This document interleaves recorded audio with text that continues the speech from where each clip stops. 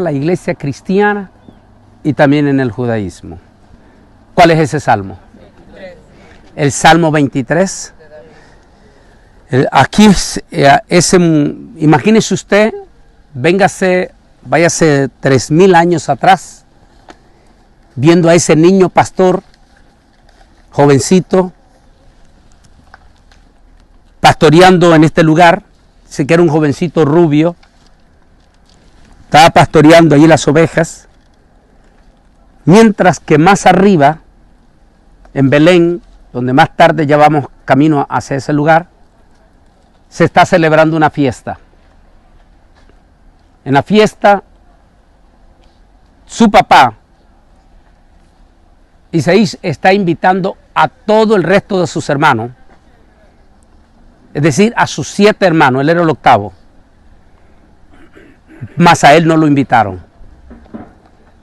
Porque en la visita del profeta Samuel, Isaí pensaba, el papá de David, que cualquiera de los 7 hijos tenía la característica de ser el próximo rey de Israel, como era la noticia que le había dado Samuel, menos David.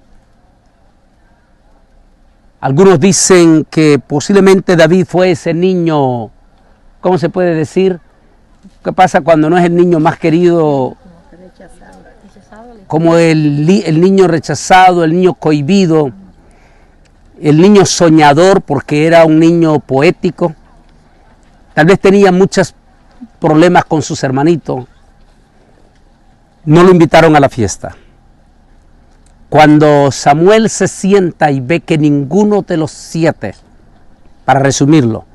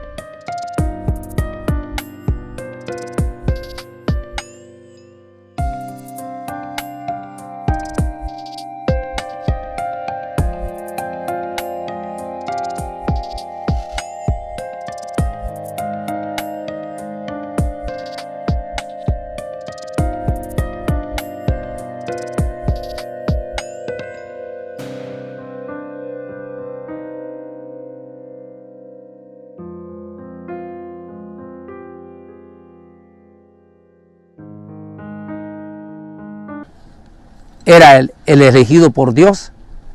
Samuel dijo, ¿hay algún otro hijo tuyo aquí? Y le dijo, sí, David el pastor. Dijo Samuel, no nos vamos a sentar a la mesa hasta que ese niño no esté aquí. Mandan de allí, era bastante, 8 kilómetros en aquel entonces, 8 kilómetros, corriendo a traer a David, posiblemente uno de los, tal vez camello para hacerlo más rápido, posiblemente.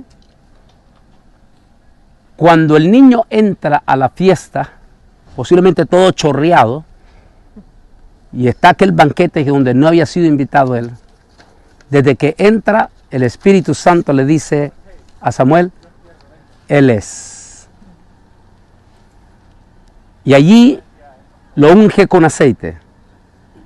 Algo tan popular para David, porque David ungía la cabeza de sus ovejitas con aceite para protegerlos de todos los animales que lo picaban y de muchas cosas más.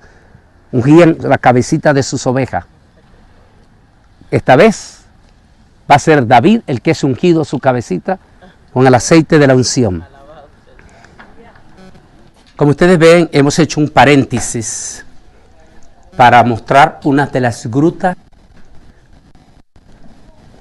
auténticas, originales de la época del Señor Jesús. Y estamos hablando más bien de la época de los pastores, en la época en que nació Jesús, en esta región del Valle de los Pastores. Nos hemos venido exactamente a una gruta y nos vamos a detener aquí para seguir la conferencia. Antes de ir a la lectura de la palabra, tal vez se voltean un poquito para acá.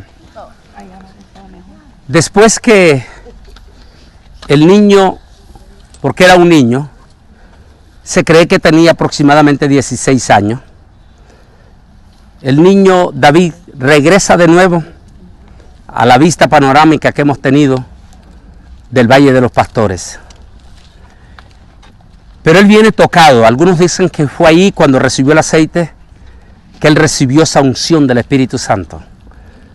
La unción del aceite es símbolo de la unción del Espíritu Santo. Él viene con aquella llenura y regresa de nuevo a pastorear. Y aquí pastoreando usa todos los elementos que hace un pastor para cuidar a sus ovejas.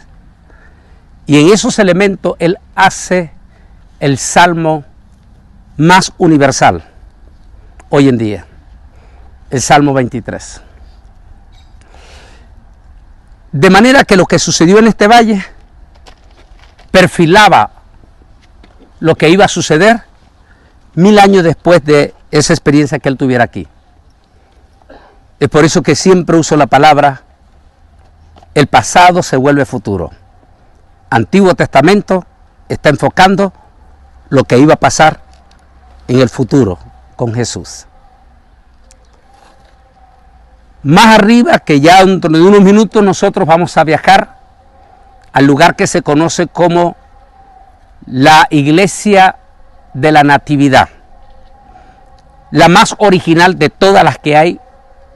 ¿Por qué digo original? Porque cuando el imperio persa entró aquí y quiso desbaratar junto con los musulmanes todos los vestigios cristianos, la Iglesia de la Natividad no la tocaron porque encontraron un símbolo persa. Los 3 reyes persas que vinieron, ¿recuerda?, a adorar al niño Jesús. Y ante eso, como ellos eran persas, decidieron no tocar esa iglesia. De tal manera que la iglesia que nosotros vamos a observar es la base original donde efectivamente nació Jesús. Nótese las características que hace mención Lucas en este pasaje que vamos a leer. Présteme el iPad, pastor, mi hermano. Dice así: habían pastores en la misma región que velaban y guardaban las vigilias de la noche sobre su rebaño. Mire, en 1000 años no había cambiado la historia. Seguía siendo un valle de pastores.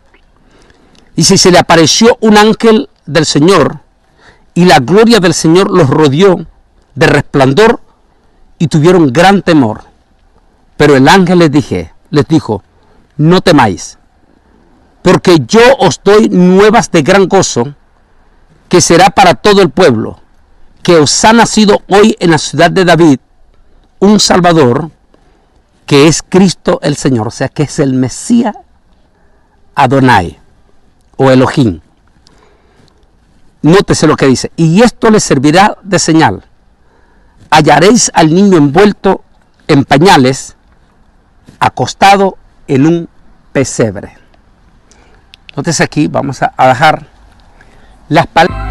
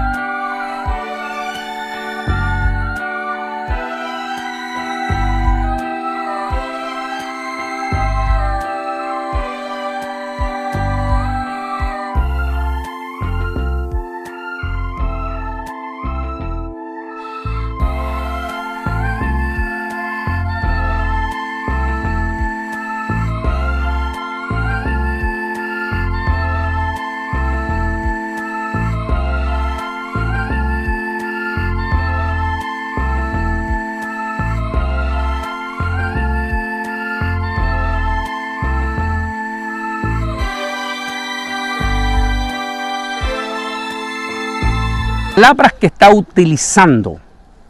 utilizando Lucas, y le decía a Gabriel, Lucas era un médico rabino judío griego. De manera que él está escribiendo, recuerde que su evangelio lo escribe a Teófilo. ¿Quién era Teófilo? No hay duda que era un estadista, porque le usa la palabra diplomática excelentísimo Teófilo. O sea, era una persona, le explicaba a Gabriel, tenía que ser un judío, pero gobernante de alguna de esas naciones, de alto nivel, pero que conocía perfectamente bien las costumbres judías. Solo Lucas es el único que menciona con detalles el nacimiento de Jesús, que solo los judíos pueden entender ese concepto. Hace aproximadamente, no sé si 2 años, posiblemente 2 años, CNN entrevistó a un rabino en la misma plaza del Muro de los Lamentos, José Levi, y este rabino secular, José Levi, le dijo, hablemos, le dijo, de la historia del personaje del judío más famoso, su nacimiento. Le preguntó José Levi, ¿por qué creerías tú que él nació en esta época de Hanukkah? Ahora, ¿qué es Hanukkah? Hanukkah es la última fiesta judía en el año que conocemos nosotros gregoriano. Generalmente Hanukkah cae en lo que hoy conocemos en el calendario gregoriano, mes de diciembre. En el mes judío es mes Kilet. La ley dice que Hanukkah debe de celebrarse todo 25 del mes Kilet. Nótese que el 25 del mes Kilet en el calendario judío realmente comienza 24 del mes de diciembre en el mes gregoriano. Que por aquellas cosas lindas, en esta Navidad que vamos a tener, van a coincidir las dos fechas. Va a coincidir el 25 del mes Kilet, entrando la noche del 24 del mes de diciembre. Va a coincidir porque cada 4 años coincide. No hay que olvidar, oiga bien, no hay que olvidar que esa fiesta de Hanukkah, en el momento en que iniciaba lo que hoy en día conocemos 24, en la época de Hanukkah, cuando se celebró por primera vez Navidad, que según los historiadores, fue en el año 326 después de Cristo, cuando la mamá de Constantino el Grande se vino a vivir por 3 años a Israel para indagar los lugares más exactos de donde se dio la historia de Jesús. Y donde ella, más o menos, recuerde que en el año, esa época del año 320, 325, todavía estaba fresca. Indagaba con los vecinos, y una vez que ella más o menos plantaba una iglesia como evidencia. Entre todo eso, las fiestas cristianas. ¿De dónde nace realmente la celebración de Navidad? Si nosotros nos ponemos a buscar información en las redes sociales, terminaremos completamente destrozados y desinformados, porque hay una multitud de personajes, la inmensa mayoría de ellos llenos de odio religioso, que como hemos experimentado esta mañana nosotros, el odio religioso, le decía el hermano al pastor Peña, está en todas las religiones. Lo vimos esta mañana en el Monte del Templo, la intolerancia religiosa, y lo acabamos de ver hace unos minutos en el otro campo, la intolerancia religiosa. Los tenemos también en la iglesia evangélica. Es decir, ese espíritu agresivo religioso está en todo, porque es un demonio, a quien se le identificó en la Biblia como el demonio de fariseo. Los que cuelan el mosquito o se tragan el camello. Los otros, bueno, hay muchos dichos también en América Latina, no voy a usarlo. Bueno, dicen, si buscamos la información, ellos dicen que Helena celebró la primera Navidad del 25 de diciembre en honor a un dios llamado Tamuz. Y ahí le dan toda una historia fantástica, que terrible y catastróficamente multitudes de profesores de instituto bíblico de allí se han alimentado y hasta han escrito libros escribiendo esa historia como verídica.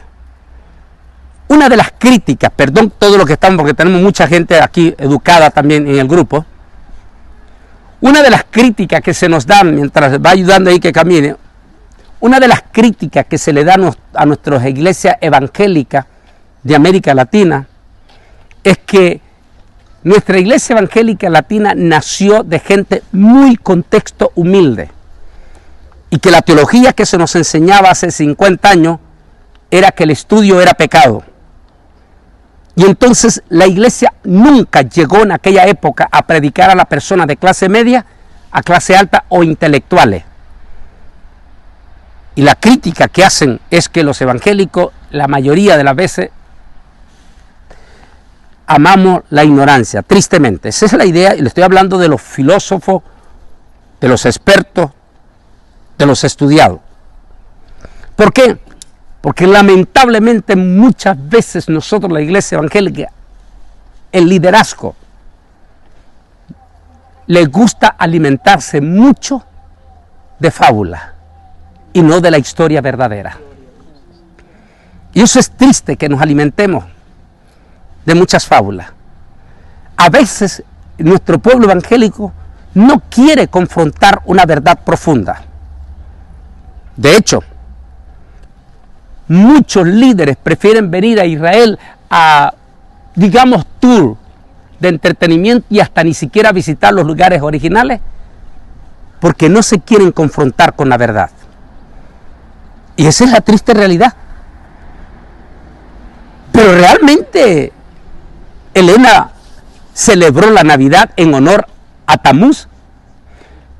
Ese es, dicen, no sé quién, aquí está el pastor Jesús, ¿ya? Pastor adulto, un hombre también intelectual, que fue alcalde de una de las ciudades.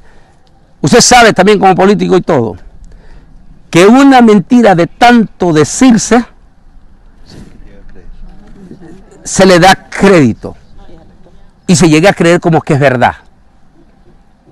El problema es cuando llegamos a los científicos y los científicos dicen, discúlpame, no me importa todo lo que estás diciendo, pero eso no es la evidencia. He tenido el privilegio, y lo digo para la honra y la grandísima honra del Señor, me ha tocado a mí predicar no solamente a la gente más humilde, desde mis orígenes en Nicaragua, hasta la gente de más alto nivel científico. Por eso es que me he dado la tarea de documentarme, porque cuando voy a esa gente altísima, no puedo ir con algo que ellos me van a ver como, no, lo mismo. Y una de las autoridades, para la gloria del Señor lo digo, que tengo delante de esta gente grande, es porque ellos ven que estoy documentado de lo que estoy diciendo, incluyendo judíos, amigos, rabinos y todo. Entonces, si Helena no celebró, definitivamente Helena no celebró Navidad para sustituir por una celebración de cambiarle el nombre de Tamuz a eso. Primero, porque el mes de diciembre no era parte del calendario romano en aquel momento. El calendario romano era de 10 meses. Y el año romano comenzaba no en enero, sino en el mes de marzo. El año romano. Entonces, no coinciden con la celebración porque el calendario gregoriano, recuerden ustedes, los que están aquí, Pastor Obed también, que no solamente pastor, ha sido profesor de historia en la secundaria y también profesor de instituto bíblico, la doctora no sé dónde estaba, por acá. La doctora es profesora de teología también. Y entonces cuando nosotros agarramos y queremos cuadrar, no cuadra. Pero qué coincidencia que fue el calendario gregoriano, se consolida, recuerdan ustedes, en el año 1600, ¿verdad? Año 1600, Gregorio el Grande, que hace el calendario solar, diferente al calendario lunar, que es el de la Biblia. Entonces, Elena no celebra Navidad en honor a Tamuz, porque no coincidía. Lo celebra estando aquí en una de las fiestas que más se acercaba a la historia del nacimiento de Jesús. Esa fiesta se llama Hanukkah. ¿Qué quiere decir la palabra Hanukkah? La fiesta de las luces. Hay muchas deducciones, por supuesto, de los macabeos de esta historia. Los rabinos van más allá de los macabeos. Y ellos dicen que realmente lo que sucedió con los macabeos no fue un accidente, sino que fue una secuencia de lo que Dios quería enseñar a su pueblo y le avisaba. Se dice que un 25 de un mes Kislev, según el calendario judío, fue el primer día que se encendieron las luces en el tabernáculo en el Sinaí. Y muchos siglos después pasa el incidente de los macabeos, donde por 8 días las luces no se apagaron en el templo mientras ellos estaban en la batalla. Al regresar ellos encuentran que las luces están encendidas y entendieron que fue un milagro el triunfo de la batalla. De allí que se celebra 8 días de fiesta conocido como Hanukkah, o la fiesta de las luces, o también la fiesta de las lámparas, le decían algunos de los gentiles. Conmemoraba salvación. Oiga bien, ¿qué significa el nombre de Jesús? Salvación. Y se identificó Jesús con esta fiesta en este mismo día que estamos aquí, en este campo de los pastores, aquí cerca de Belén. Acabamos de estar hace unas horas en el monte del templo. Allí en el monte del templo, en grande, en una gigantesca menorá, posiblemente de 7 metros, se encendían las luces de Hanukkah cada 25 del mes Kislev por 8 días consecutivos. Jesús asistió a esa fiesta múltiples de veces, porque hay pasajes en Lucas, en Marcos y por supuesto en San Juan, que ya lo declara abiertamente, donde Jesús asistió a la fiesta de Hanukkah e hizo referencia de ellas, como por ejemplo, ninguna lámpara se enciende y se pone debajo de la mesa. ¿Por qué dice esto? Nosotros de vez en cuando, o cada diciembre, si estamos en casa, celebramos Hanukkah. Ahora, ¿por qué debe? Si yo le pregunto también, ¿a dónde está Lisa aquí? Vino el rapto, se la llevó, ¿no? Lisa, más o menos, si le preguntamos a Lisa que le toca hacer preparativo antes con la vecina que teníamos, que ya se nos fue con el Señor, la fiesta de Hanukkah en casa, ella va a entender por qué Jesús dijo, ninguna lámpara se enciende y se pone debajo de la mesa. Según las reglas de Hanukkah, la lámpara debe de encenderse en lo más alto de la casa, o en el centro, o hacia la ventana principal que da a la calle, para que todos vean que en esa casa se celebra las luces de Hanukkah. Jesús dijo, ninguna lámpara se enciende y se pone bajo la mesa, en una parte más alta, que también en la parte pública, como Nueva York. En todas las partes de Nueva York se pone Hanukkah en todo lado en público. Dice, para que todos vean las luces. Y luego dijo Jesús, yo soy, hablando en Hanukkah, yo soy esa luz. Y luego hablando de la iglesia dijo, y vosotros sois la luz del mundo. ¿Por qué Elena se identifica con esa fecha, con esa fiesta? Porque Elena va a darse cuenta que si hay una fiesta más cercana a Hanukkah, al nacimiento de Jesús, es Hanukkah. Ahora, pero Lucas da más argumentos que lo tocaba con este muchacho ayer. Recuerda que Gabriel es secular, no es practicante como teníamos en el caso de Tony. Pero acepta y entiende como guía. Lucas, y rápidamente lo entendió él porque es judío, usa conceptos que solo los judíos lo entienden. Por ejemplo, dice, se lo dije yo ayer mismo a él, a Gabriel. Dice Lucas que cuando el Señor nació, lo envolvieron en pañales y lo puso en un pesebre. ¿Por qué Lucas escribe eso? Resulta que en este parque de los pastores, aquí en este Valle de los Pastores, sus corderos perfectos los vendían ellos allá donde estamos viendo. Enfoca, mija, allá, hacia allá atrás, ese es Jerusalén. Allá al templo iban y vendían ese cordero, solo ese cordero que nacía perfecto, que era perfecto, de un solo color. No podía traer ni siquiera un pelito diferente de otro color. Tenía que ser de un solo color, perfecto. Solo ese cordero costaba 20 veces más que el resto de cada una de las 20 ovejitas más. Entonces el pastor agarraba ese cordero para evitar que un animal lo picara, rápidamente lo envolvía en pañales y corría y lo ponía en un pesebre para cubrirlo del frío. Ahora, ¿por qué frío? Porque en época de el mes Kislev, que es diciembre en el mes gregoriano, es frío aquí en Israel. Para evitar que el corderito se enfermara, lo cubría en pañal y lo ponía en un pesebre para tenerlo calientito. ¿Qué es lo que era el mensaje que estaba enviando Lucas al excelentísimo, al que le estaba escribiendo? ¿Qué era el mensaje que le estaba enviando a él?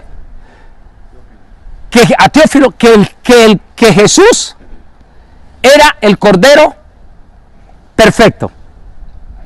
Todo judío al leer el pasaje inmediatamente va a entender que lo que Lucas está mandando el mensaje es que Jesús es el Cordero perfecto.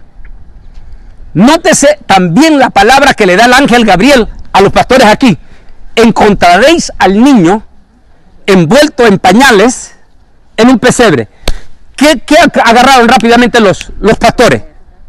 Que era un cordero perfecto. Y todo está conectado. Todo está conectado. Luego dice otro mensaje que dice Lucas, que fue el que hizo José Levi con el rabino aquí, y que el rabino Kogan, que es mi amigo allá en McAllen, Texas, que es rabino y médico. Ahora, ¿por qué es bueno decir esto? Se lo decía ayer a Gabriel. Porque los que hacen circuncisión, aún desde la época de Jesús, no era cualquier rabino. Tenía que ser un rabino médico para evitar infección a la hora de cortarle el prepucio. Pero dice la costumbre judía, todo judío sabe que un niño varón al nacer al 8º día debe ser circuncidado. Nadie se lo tiene que recordar. ¿Por qué Lucas le dice a Teófilo que al niño Jesús lo circuncidaron al 8º día? Los gentiles, nadie va a entender esto, excepto el rabino Kogan, que lo invité a mi programa El Mundo Actual en el 2015. Cuando el rabino Kogan lee porque él es rabino y médico, me dice: Antonio, ¿te has fijado lo que está diciendo Lucas? Él es un rabino secular. Y le dije: dígame, rabino. Me dijo: todos los rabinos sabemos que todo niño varón debe ser circuncidado al 8º día. No se nos tiene que recordar. ¿Por qué Lucas está recordando eso? Me dijo: ¿no te ha agarrado nada? Me dijo. Digo: dígame, rabino. Lucas me dijo, era rabino médico. Me dijo: nuestra liturgia enseña que si un niño nace previo a los días de Hanukkah, no se puede circuncidar para evitar que a ese niño le entre una infección lo pone en peligro de muerte, y en fiesta no puede haber tristeza. En fiesta tiene que haber alegría. Entonces dijo, si el niño nace previo a los días de Hanukkah, no se puede circuncidar durante Hanukkah, sino se lo dijo José Levi al de ahí, y le dijo de inmediato el rabino. La única razón por la cual Lucas dijo al octavo día, dijo, porque definitivamente Yeshua nació en Hanukkah. Se lo pregunta ayer a Gabriel y me dijo, es correcto, no se puede circuncidar si el niño nace previo a la fiesta de Hanukkah, sino hasta el octavo día. En otras palabras, Lucas da detalles del por qué, en verdad, Jesús pudo haber nacido en la fiesta de Hanukkah, que es cada 25 del mes Quilet. En el calendario gregoriano, cada 25 del mes de diciembre. Ahora, ¿por qué no lo está cambiando el gregoriano? Porque sería ridículo estar cada 4 años cambiando la fecha. Lo dejaron estable. Y se quedó como una tradición. La pregunta es entonces, ¿es Hanukkah realmente la fecha en que Jesús nació? No sabemos con exactitud. Pero lo que sí sabemos es que Hanukkah es la fiesta que más se acerca al significado del nacimiento de Jesús. Este año, 2019, la fiesta de Hanukkah y la celebración de Jesús van a coincidir. En otras palabras, podemos jugar el papel de los dos. O jugamos el papel del fariseo y arremetemos a garrote limpio junto con los de odio en las redes sociales, que al fin y al cabo es pura hipocresía, porque finalmente aún los radicales que dicen que no, lo celebran, y si no, vayan a las casas de ellos el 25 de diciembre y van a ver que están allá acostadotes en la sala. En otras palabras, tiene dos opciones. ¿Nació o no nació esa fecha? No estamos seguros, no nos interesa, pero si con orgullo celebramos el cumpleaños de nuestros hijos o nuestras hijas, ¿por qué no recordamos el nacimiento del personaje más grande de la historia? Ah, y hay algo también. Hay un nombre que los demonios no soportan escuchar. A ver, ¿cuál es ese nombre, hermana Martínez? Jesús. ¿Ustedes? ¿Cuál otro nombre es? ¿Cuál es el nombre que no soportan los demonios?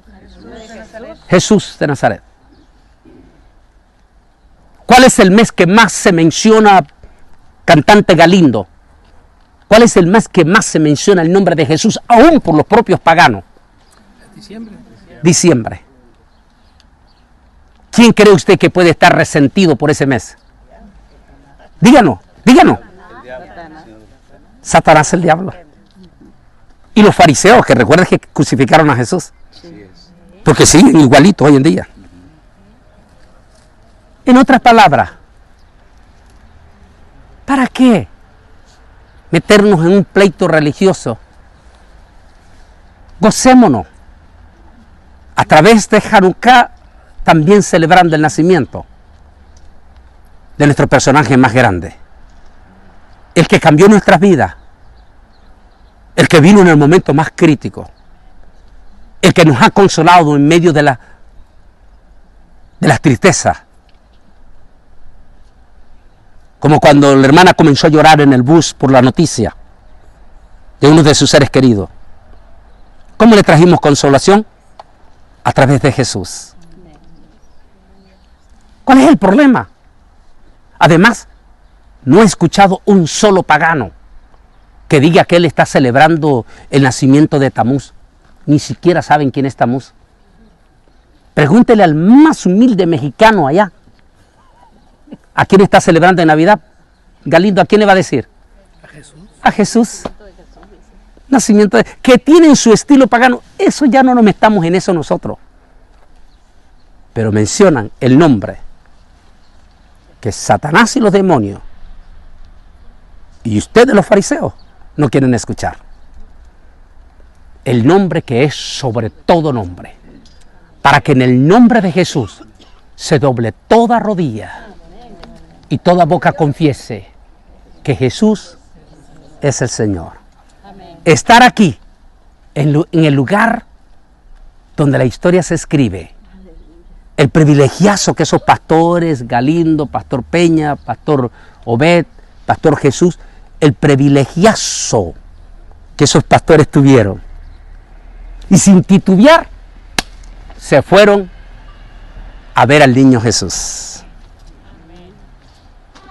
Jesús nació, vivió, murió, resucitó y está sentado a la diestra de Dios Padre. Amén. Hoy no esperamos su nacimiento. Ni quiere decir que cada Navidad estamos esperando que Él nace. Como tampoco cuando yo le celebro a Miquela. ¿Dónde está mi niña Miquela ya? Cuando yo le celebro a Miquela el año, no estoy diciendo que nació ese día. ¿Cómo es? Que volvió a nacer. No. Nosotros los evangélicos recordamos el acontecimiento histórico, como cuando celebramos el cumpleaños, Dios de Miquela, usted el de su hija, el de su hijo. Así. Celebramos en recordación. No es que